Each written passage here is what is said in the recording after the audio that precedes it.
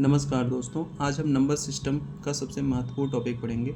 अगर आप UP TET CTET की तैयारी कर रहे हैं तो ये वीडियो आपके लिए बहुत ज़रूरी है। आज नंबर सिस्टम को इतने अच्छे से पढ़ेंगे कि आपको इन टॉपिकों में कोई भी डाउट्स नहीं होगा। ठीक है, चलिए जानते हैं नंबर सिस्टम या संख्या पद्धति क्या है।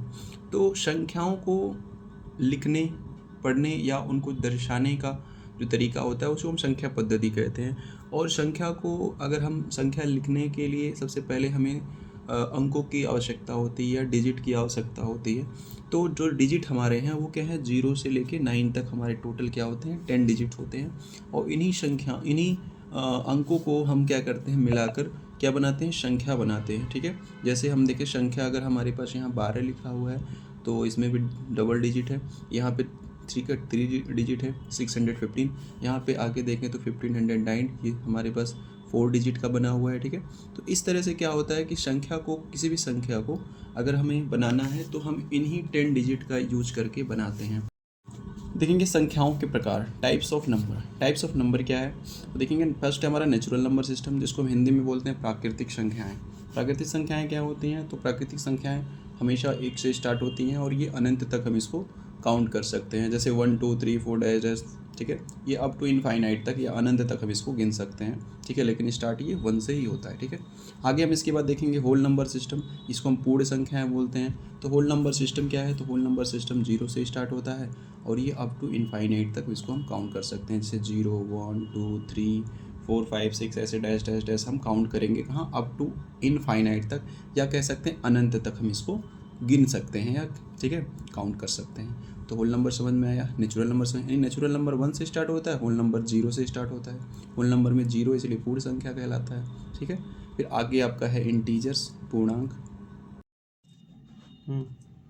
देखिए होल नंबर्स या पूर्ण संख्या आप जान ही चुके हैं कि क्या है, 0 से स्टार्ट होता है और ये अप टू इनफाइनाइट तक, जैसे प्राकृतिक संख्या 1 से स्टार्ट हो रहा था, अप टू इनफाइनाइट तक था। उसके बाद आता है थर्ड नंबर आपका इंटीजर्स। इंटीजर्स या हम हिंदी में इसको बोलते हैं पूर्णांक। पूर्णांक क्या होते हैं, तो आपको पूर्णांक पता है कि क्या होते हैं। पूर्णांक में देखेंगे कोई भी संख्या, ठीक है, जिसमें क्या होती है, जैसे आप इसमें देखेंगे धनात्मक भी संख्याएं हैं, इधर ऋणात्मक भी संख्याएं और बीच में 0 भी है। तो आप देखेंगे कोई भी संख्या, ठीक है, माइनस इन्फिनेटिव से, ठीक है, आ रही है और ये प्लस इन्फिनेटिव की तरफ चली जा रही है। ठीक है, मतलब कह सकते हैं आप प्राकृतिक संख्या जब पढ़ रहे थे तो वो 1 से स्टार्ट था। ठीक है, उसके बाद क्या हुआ, पूर्ण संख्या आया। और पूर्ण संख्या आप जानते हैं कि पूर्ण संख्या में क्या हुआ, 1 के पहले 0 आ गया। अब इसके बाद देखा जाए इंटीजर्स में, तो इंटीजर्स में 0 के पहले क्या आ गए, ऋणात्मक संख्याएं आ गई। और जैसे ही ऋणात्मक संख्याएं आ गई तो आप ये देख रहे हैं, इसको हम क्या कह सकते हैं, इंटीजर्स हो गया ये। और इंटीजर्स हम देखते हैं कोई भी संख्या धनात्मक से, सॉरी, कोई भी संख्या ऋणात्मक से आ रही है और ये धनात्मक की तरफ बढ़ती चली जा रही है। जैसे अगर हम देखें 0 के बाएं साइड में ऋणात्मक है और 0 के दाएं साइड में धनात्मक है, लेकिन जैसे जैसे हम बाएं की तरफ जाएंगे इसकी वैल्यू क्या हो रही है, घट रही है। जैसे अगर आप देखेंगे यहाँ लिखा है 3, 3 के पहले 2, 2 के पहले 1, 1 के पहले 0, तो देखिए यहाँ 3 से 2, 2 से 1, 1 से 0, यानी वैल्यू क्या हो रही है, जैसे जैसे हम बाएं की तरफ जा रहे हैं वैल्यू घटती जा रही है।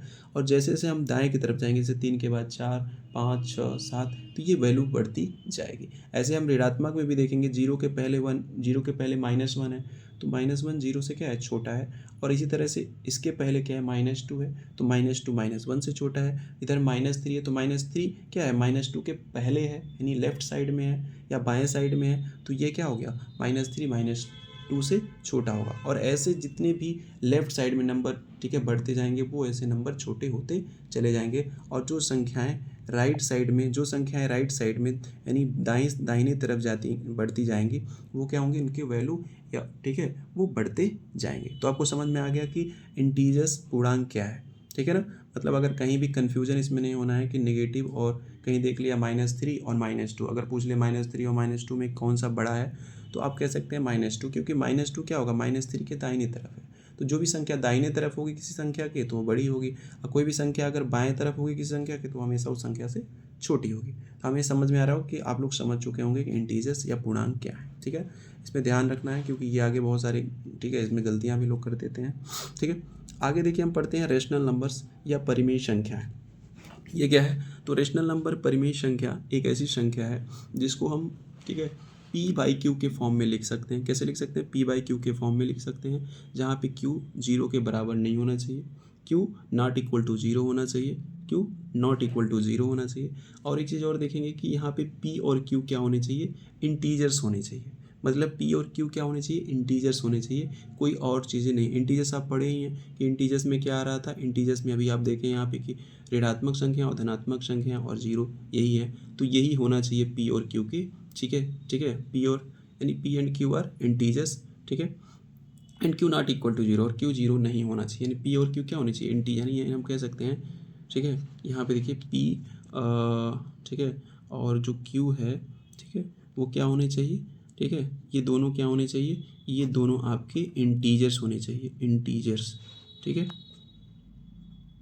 इंटीजर्स होने चाहिए। ठीक है ना? ठीक है, and q not equal to 0। ठीक है, जैसे आप संख्या यहाँ दे सकते हैं 3/5। अब 3/5 क्या है? पी बटे क्यू के जैसा लिखा हुआ है, तो इसको हम कह सकते हैं कि अब क्यू क्या है? क्यू 0 के बराबर नहीं है, तो हम देख सकते हैं ये संख्या क्या होगा? परिमेय संख्या होगा। इसके बाद हम देखेंगे 1/2, ये भी परिमेय संख्या के जैसा है, पी बटे क्यू के जैसा है। अब यहाँ आप लोग देखेंगे 5। ठीक है, 5 क्या है? ये पी बटे क्यू के जैसा नहीं है, लेकिन हम इसको पी बटे क्यू के जैसा लिख सकते हैं। ठीक है, जैसे 5 है तो 5/5 को हम 5, ठीक है, अपान 1 लिख सकते हैं। नीचे 1 कर देंगे तो ये भी पी बटे क्यू के जैसा ही हो जाएगा। यहाँ देखिए 0 भी क्या है हमारा? 0 भी हमारा एक, ठीक है, रेशनल नंबर है, और 0 के भी हम देख सकते हैं कि 0/1 लिख सकते हैं। ठीक है, 0/1 लिख सकते हैं। ठीक है, 11 भी हमारा क्या है? एक परिमेय संख्या है, इसको भी 11/1 लिख सकते हैं। नहीं, पी बटे क्यू के जैसा लिख सकते हैं इसको। बट अगर कहीं 3/0 रहेगा तो यह रेशनल नंबर नहीं होगा, नीचे 0 नहीं आ सकता। आपको पता है क्यू 0 के बराबर नहीं होगा। ठीक है, तो ये चीज़ ध्यान रखेंगे। रेशनल नंबर क्या है? तो एक बार फिर से बता देते हैं कि रेशनल नंबर को पी बटे क्यू के जैसा लिखा जाएगा। जो भी नंबर पी बटे क्यू के जैसा रहेगा उसे हम रेशनल नंबर कहेंगे, जो कि जहाँ पे क्यू क्या होगा? 0 के बराबर नहीं होगा, और पी एंड क्यू क्या होंगे? दोनों इंटीजर्स ही होंगे। ठीक है, इसके अलावा और कोई संख्या नहीं होगी। ठीक है, तो समझ में आ गया संख्याएं क्या हैं। और भी हम एग्जांपल दे सकते हैं, जैसे अगर हम देखें कि कहीं पे कोई संख्या लिखा है, जैसे हमने ले लिया, ठीक है, यहाँ पे 13। अब 13 कोई कहे क्या है, तो 13 भी क्या है? एक रेशनल नंबर्स है। यानी रेशनल नंबर्स में अब देख रहे हैं, अभी हमने पढ़ा था natural number, whole number, integers. तो अब देखिए इंटीजर्स में क्या थे? नेचुरल नंबर भी था और होल नंबर भी था। ठीक है, दोनों शामिल थे, और उसमें नेगेटिव्स नंबर भी आ गए। लेकिन रेशनल नंबर जैसे हमने पढ़ा, तो रेशनल नंबर में एक चीज़ देख रहे हैं कि रेशनल नंबर में सभी नंबर्स आ गए, नेचुरल भी आ गया। बाई 1 कर देंगे तो ये हमारे पास क्या हो जाएगा?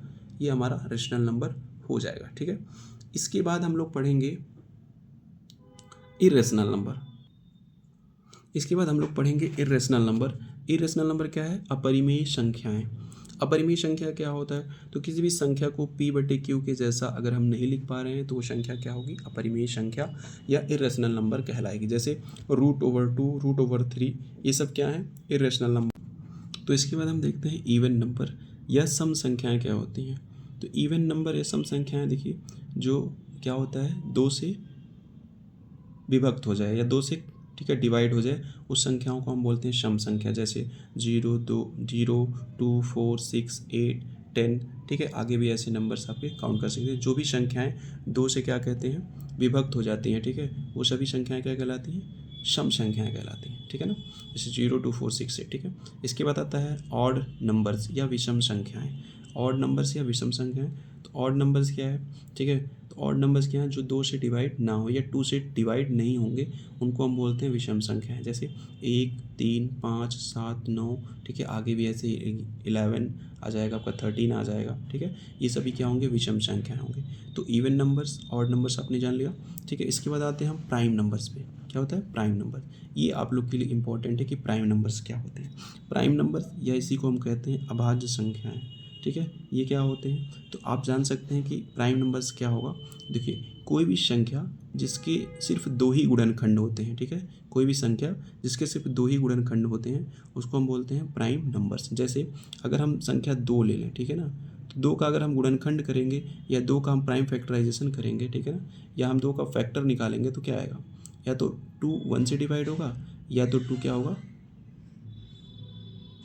2 से डिवाइड होगा। ठीक है ना, या तो 1 से डिवाइड होगा तो 2 से डिवाइड होगा। इसके 2 ही फैक्टर हैं। ऐसे हम ले लें अगर यहाँ पे 7, तो 7 भी क्या है हमारे पास? 7 या तो 1 से डिवाइड होगा तो 7 से डिवाइड होगा। ऐसे 3 ले लें, 3 भी क्या होगा? 23 भी या तो 1 से डिवाइड होगा या तो 3 से डिवाइड होगा, ठीक है। ऐसे हम कोई नंबर हो, जैसे 11 हो गया, 11 भी क्या होगा, ऐसे 1 से डिवाइड होगा या फिर 11 से डिवाइड होगा। ऐसे 13 ले लें, 13 भी क्या होगा, 1 से डिवाइड होगा तो 13 से डिवाइड होगा। तो सिर्फ दो ही फैक्टर्स आ रहे हैं, तो आपको जानना है क्या कि कोई भी संख्या, ठीक है, जिसके सिर्फ दो ही फैक्टर हो, जिसके सिर्फ दो ही, ठीक है, गुणनखंड हो, ठीक है, उन्हें हम अभाज्य संख्या कहते हैं। जैसे आप और भी नंबर्स ले सकते हैं, जैसे 23 भी है। अब 23 का क्या है, या तो ये 1 से डिवाइड होगा या तो, ठीक है, 23 से होगा, ठीक है, 1 से होगा तो 23 से होगा।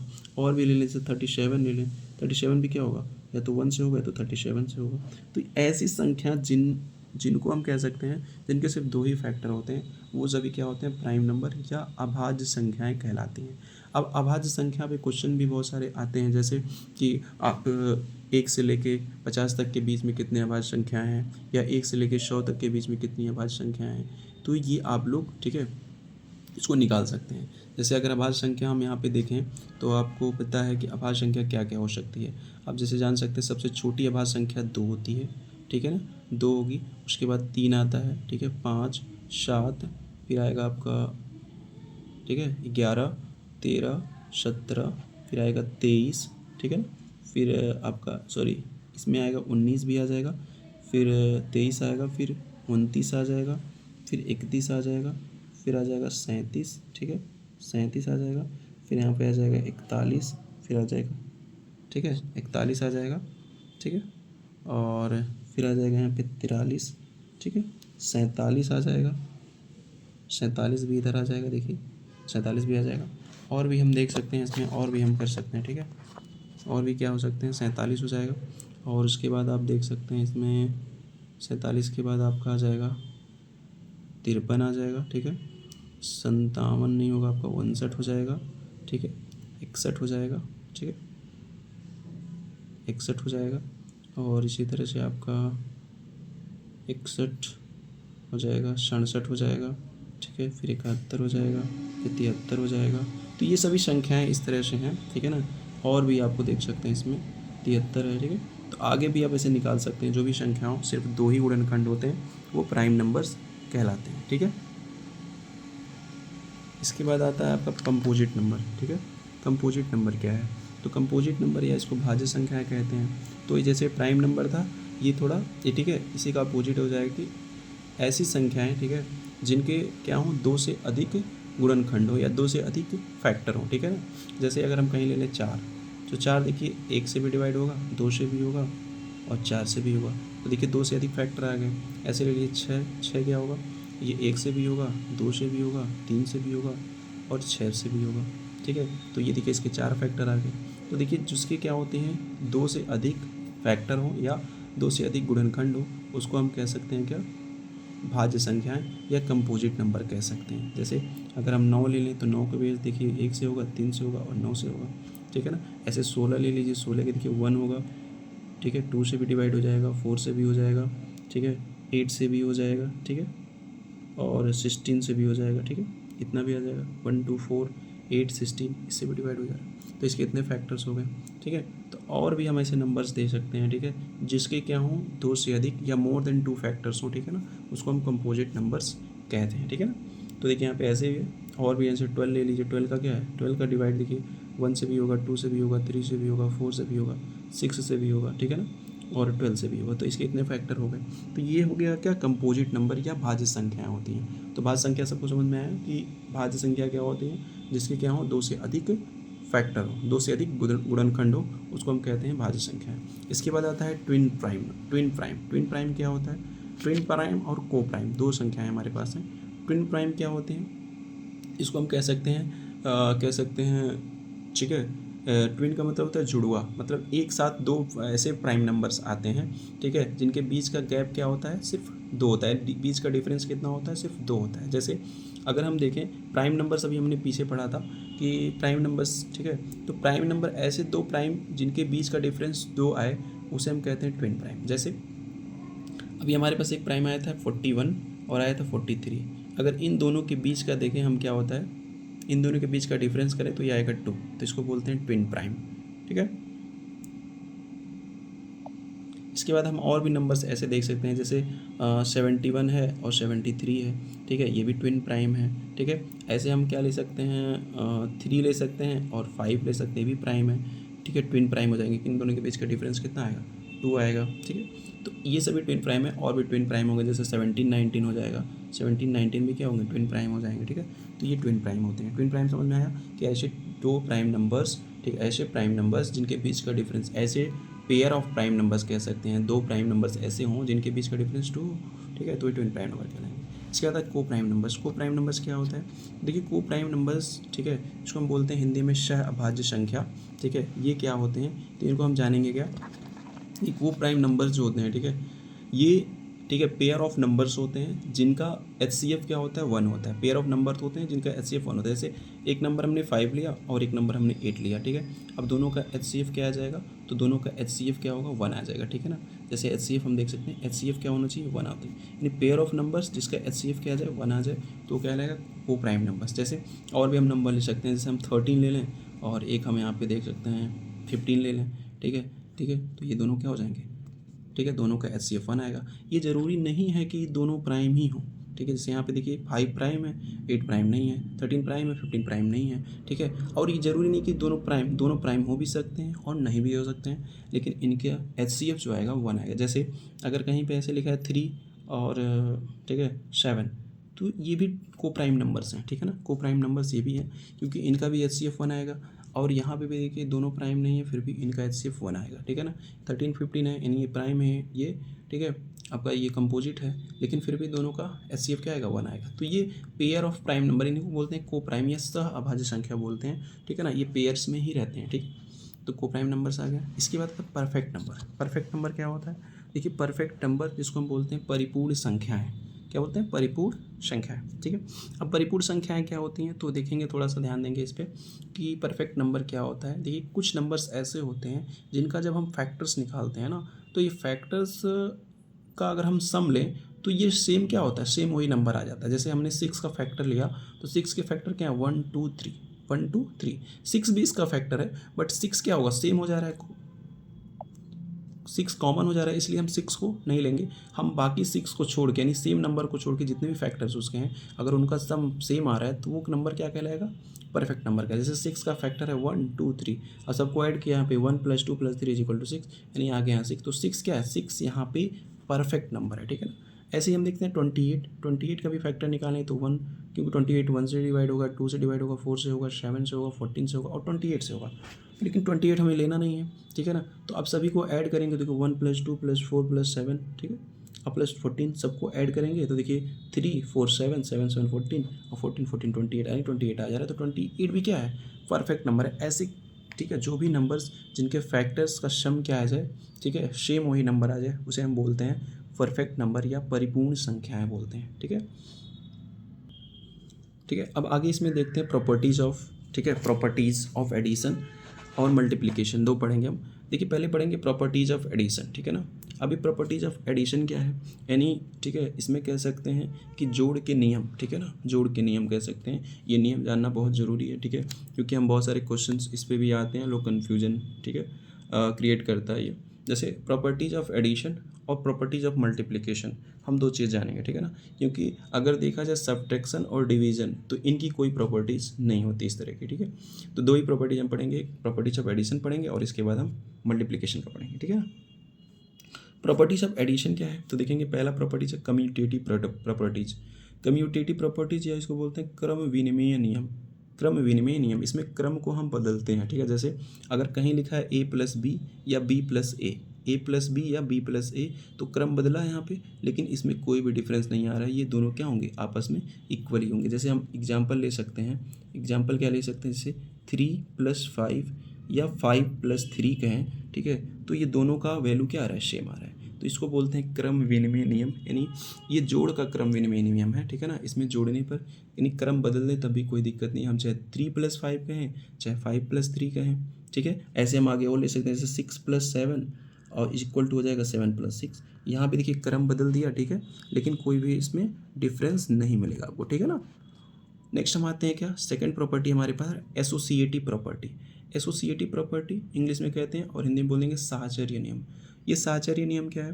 तो साहचर्य नियम देखिए क्या है, कोई भी संख्या, अगर कोई भी 3 संख्याएँ दी हुई हैं तो उनको हम कैसे, ठीक है, जोड़ते हैं। तो सबसे पहले क्या करते हैं, किसी भी 2 संख्या को जोड़ते हैं, फिर तीसरी संख्या को जोड़ देते हैं। जैसे देखिए a प्लस बी प्लस सी, यानी पहले हमने b प्लस सी को जोड़ा ब्रैकेट में है, फिर a को, ठीक है। ऐसे यहाँ पे पहले a प्लस बी को जोड़ा, फिर c को, ठीक है ना। तो ये हो जाएगा साहचर्य नियम, यानी इसको बोलते हैं साहचर्य। किसी भी 3 संख्याओं को हम एक साथ नहीं जोड़ सकते हैं, पहले हम किसी 2 को जोड़ेंगे, फिर तीसरे वाले को, पहले किसी 2 को जोड़ेंगे, फिर तीसरे वाले को। तो इसे बोलते हैं एसोसिएटिव प्रॉपर्टी, या हिंदी में बोलते हैं इसको साहचर्य नियम, ठीक है। तीसरी प्रॉपर्टी हमारी है आइडेंटिटी प्रॉपर्टी, जिसको हम तत्समक नियम बोलते हैं हिंदी में, ठीक है। इसका मतलब यह है कि जैसे कोई भी संख्या अगर है उसमें हम 0 को ऐड करते हैं तो वह संख्या वही रहती है, ठीक है। जैसे a में हमने 0 को ऐड किया तो a ही है, जैसे 5 में 0 को ऐड किया तो 5 ही है, ठीक है ना। तो किसी भी संख्या में अगर 0 को हम जोड़ते हैं तो वह संख्या वही रहती है, ठीक है, कुछ बदलाव उसमें नहीं होता है। चौथी प्रॉपर्टी हमारी आती है क्लोजर प्रॉपर्टी। क्लोजर प्रॉपर्टी क्या होती है? तो देखिए, the sum of 2 real number is always a real number. मतलब इसमें कहने का मतलब ये है, किसी भी 2 रियल नंबर का जो सम होता है, रियल नंबर आपने पीछे पढ़ा ही है कि रियल नंबर क्या होता है, तो किसी भी 2 रियल नंबर का जो सम होता है वह भी क्या होता है, एक रियल नंबर ही होता है। जैसे अगर हम कहीं कहें रियल नंबर क्या है, जैसे देखिए 5 एक रियल नंबर है, प्लस 7 भी एक रियल नंबर है, तो आया है, दोनों को जोड़ने के बाद आया 12, तो 12 भी क्या होगा, एक रियल नंबर होगा, ठीक है। यानी कोई भी 2 रियल नंबर को हम अगर जोड़ रहे हैं, रियल नंबर का मतलब समझ रहे हैं ना, वास्तविक संख्याएं। कोई भी 2 वास्तविक संख्याओं को अगर हम जोड़ रहे हैं तो वास्तविक संख्या ही आएगी। जैसे अगर 15 को, ठीक है, 11 से जोड़ रहे हैं तो आएगा 26, ठीक है। तो अब देख रहे हैं यहाँ भी क्या है, हमारे पास 2 वास्तविक संख्या को जोड़ने पर एक वास्तविक संख्या ही आ रही है। इस क्लोजर प्रॉपर्टी का मतलब यही होता है, ठीक है। नेक्स्ट आता है हमारे पास properties of multiplication. Properties of multiplication, इसको ध्यान रखिएगा, यह भी बहुत इंपॉर्टेंट है आपके लिए, ठीक है। जैसे पहला इसमें है कम्यूटेटिव प्रॉपर्टी। अब ये कम्यूटेटिव प्रॉपर्टी है, ये मल्टीप्लिकेशन का है। जैसे क्रम विनिमय नियम, ठीक है, आपने वहाँ एडिशन वाले में पढ़ा था जब, ठीक है, एडिशन वाले में जब पढ़ा था तो यहाँ a plus B is equal to B plus A पढ़ा था, ठीक है। यहाँ पे आपको क्या पढ़ना है, a into B is equal to B into A, क्योंकि ये मल्टीप्लिकेशन है, ठीक है। a into B is equal to B into A, कोई डिफरेंस नहीं आएगा। जैसे अगर हमने कहीं एग्जाम्पल में लिया 5 इंटू 4, 5 इंटू 4, ठीक है, इज इक्वल टू 4 इंटू 5, दोनों का वैल्यू क्या आएगा, सेम आएगा। ऐसे हम और भी ले सकते हैं, जैसे 9 into 6 is equal to 6 into 9, both are same, ठीक है ना। तो ये ध्यान सकते हैं क्या, कम्यूटेटिव प्रॉपर्टी का मतलब क्या होता है, सिर्फ क्रम को उसके बदलना होता है, ठीक है, और वैल्यू क्या रहता है, सेम ही रहता है, ठीक है। तो ये यूज करते हैं हम कहीं ना कहीं, ठीक है। जब हम कभी भी ऐसी प्रॉपर्टीज़ का यूज आएगा तो हम इसको यूज़ करेंगे। दूसरा है एसोसिएटिव प्रॉपर्टी, साहचर्य नियम, ठीक है। साहचर्य नियम क्या है, साहचर्य नियम क्या होता है, देखिए साहचर्य नियम, ठीक है, जब भी हम साहचर्य नियम अगर मल्टीप्लिकेशन का, ठीक है ना, एसोसिएटिव प्रॉपर्टी यूज करते हैं, या ठीक है, तो कैसे करते हैं, जैसे कोई भी 3 संख्या दी है और उसको गुणा करना हो, तो किसी भी 2 संख्या को पहले गुणा किया और फिर तीसरी संख्या का गुणा कर दिया, या पहले हमने क्या किया, a इंटू बी किया फिर इंटू सी कर दिया। यहाँ पे पहले हमने b इंटू सी किया फिर a कर दिया, यहाँ पे हमने a इंटू बी किया फिर c कर दिया।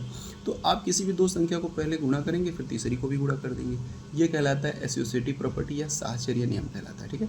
इसके बाद आता है 3rd number identity property. Identity property क्या है, वो ये तत्समक, ठीक है, जैसे प्लस वाले में था, ठीक है। a में यानी कोई भी संख्या में अगर हम 1 का गुना करें तो वो संख्या वही रहती है। जैसे एक a इंटू 1 करें तो a ही रहेगा, जैसे हम 5 इंटू 1 करें, ठीक है, तो ये 5 रहेगा। और हम इसी तरह से कोई भी संख्या ले लें, 3 इंटू 1 करें तो ये 3 ही रहेगा। कोई भी संख्या हम ले लें तो इस तरह से ये रहेगा, ठीक है। इसके बाद आता है जीरो प्रॉपर्टी। जीरो प्रॉपर्टी क्या होता है, ठीक है, इन्हें शून्य का नियम कह सकते हैं, ठीक है। जैसे किसी भी संख्या में अगर 0 का गुणा करें तो संख्या क्या होता है, 0। जैसे 0 a में 0 का गुणा किया तो 0 हो गया, ठीक है। जैसे हम किसी भी संख्या में अगर हम कितना भी बड़ा क्यों संख्या ना हो, हम उसमें अगर 0 का गुणा करते हैं तो वो 0 हो जाएगा। जैसे हम यहाँ ले लें 7 इंटू 0 तो ये हो जाएगा 0, ठीक है ना। अगर हम कोई बड़ी संख्या ले लें, जैसे हमने ले लिया 49 इंटू 0 तो ये भी 0 हो जाएगा। ऐसे आप कोई भी संख्या ले सकते हैं जिसमें हम 0 को मल्टीप्लाई करें तो 0 हो जाएगा, इसको बोलते हैं शून्य का नियम। इसके बाद हमारे पास लास्ट प्रॉपर्टी एक आती है जो देखेंगे, लास्ट प्रॉपर्टी जो हमारी है डिस्ट्रीब्यूटिव प्रॉपर्टी, इसको बोलते हैं वितरण नियम। ठीक है, वितरण नियम ये आपके लिए बहुत ही इंपॉर्टेंट है। जैसे कभी भी कोई भी संख्या दिया हो, ठीक है, तो जैसे यहाँ पे दिया ए बी प्लस सी, ठीक है, A B plus C, bracket में बी प्लस सी और ए है, तो हम देखेंगे ए एक बार बी से गुना होगा और ए एक बार सी से गुना होगा, जैसे ए बी और ए सी। अभी हम एग्जाम्पल बताएंगे इसका। जैसे ये संख्या हमारे पास ए है और बी प्लस सी है, ठीक है, दो संख्याएं होगी, ए बी प्लस सी एक संख्या हो गया और ए, तो ए का गुना एक बार बी में हुआ, फिर ए का गुना एक बार सी में हुआ, तो ए बी, जब ए का गुना बी में हुआ तो ए बी हो गया, और फिर प्लस लगाया, फिर ए का गुना सी में हुआ तो ए सी हो गया। ठीक है, तो ये बन गया हमारे पास, इसको बोलते हैं डिस्ट्रीब्यूटिव प्रॉपर्टी या वितरण का नियम। और आगे इसमें देखेंगे, अगर इसी का निगेटिव वाला लें तो हम निगेटिव में देख सकते हैं ए गुना बी माइनस सी, यानी पहले हमने क्या किया, ए का गुना बी के साथ बी हो गया ए बी, माइनस लिखा, फिर एक गुना सी का ए सी। अब इसका एग्जाम्पल एक देख लेते हैं। जैसे एक एग्जाम्पल इसका हम ये देखेंगे कि इसका यूज़ कैसे होता है। जैसे मान लीजिए कोई भी संख्या है, ठीक है, और उसको हम, ठीक है, गुना करते हैं, कोई बड़ी संख्या है उसको हम गुना करते हैं, तो हम कैसे लिख सकते हैं। जैसे मान लीजिए हमारे पास एक संख्या है, एक संख्या हम ले लें, ठीक है, ऐसा ले लें, ठीक है, 23 ले लें, ठीक है, 23 इंटू, और यहाँ पे हम ले लें एक संख्या 104, ठीक है। अब इसको गुना करना है, तो हम कैसे गुना करेंगे। अब एक तरीका है, तो हम वही है, ठीक है, ट्रेडिशनल मेथड जो हम बचपन से लगा रहे हैं, ठीक है, मल्टीप्लाई करते हैं, वो तरीका है। दूसरा तरीका हमारे पास क्या है कि उसको मैं 23 को 23 ही रहने दें, और 104 को हम क्या लिखें, 104 को हम क्या लिखेंगे, 100 और प्लस 4 कर दें, ठीक है, 100 प्लस 4 कर दें, तो देखेंगे ये 100 प्लस 4 जो होगा, ठीक है ना। अब क्या कर सकते हैं, हमने अभी यहाँ नियम सीखा है कि ए का गुना, अब देखिए इसके जैसा बन गया, ये ए हो गया और यहाँ बी सी हो गया, प्लस साइन है, तो अब देखिए हम कैसे कर सकते हैं, एक बार ए का गुना बी के साथ, तो यहाँ 23 का गुना 100 के साथ, देखिए 23 गुना 100 हो जाएगा, अब प्लस यहाँ 23 गुना 4 हो जाएगा, 23 गुना 4 हो जाएगा। अब देखिए यहाँ पे देखते हैं, ठीक है, 23 गुना 100 क्या हो जाएगा, 23 गुना 100 23 हो जाएगा, ठीक है, और प्लस यहाँ पे हो जाएगा 23 गुना 4, 23 गुना 4 क्या होगा, 23 इंटू 4 होगा 92, ठीक है, ठीक है, 23 चौक का 92 हो जाता है। अब दोनों को हम ऐड कर दें अगर, तो हमारे देखिए कितना आ जाएगा, 2392, ये आ गया कि नहीं आ गया। तो हमारे पास इस तरह से हम इसका यूज़ करते हैं, डिस्ट्रीब्यूटिव प्रॉपर्टी या वितरण का नियम। हम पहले क्या करते हैं, उसको डिवाइड करते हैं, फिर उसको हम बड़े से बड़े भी मल्टीप्लाई को हम आसानी से, ठीक है, इसको सॉल्व कर सकते हैं। तो देखिए ये आपको समझ में आया होगा जितना भी मैंने पढ़ाया अभी तक, ठीक है। अगर आप लोग को ये हमारी वीडियो अच्छी लगी हो तो प्लीज़ इस वीडियो को लाइक, सब्सक्राइब और शेयर करें, ठीक है। Thank you.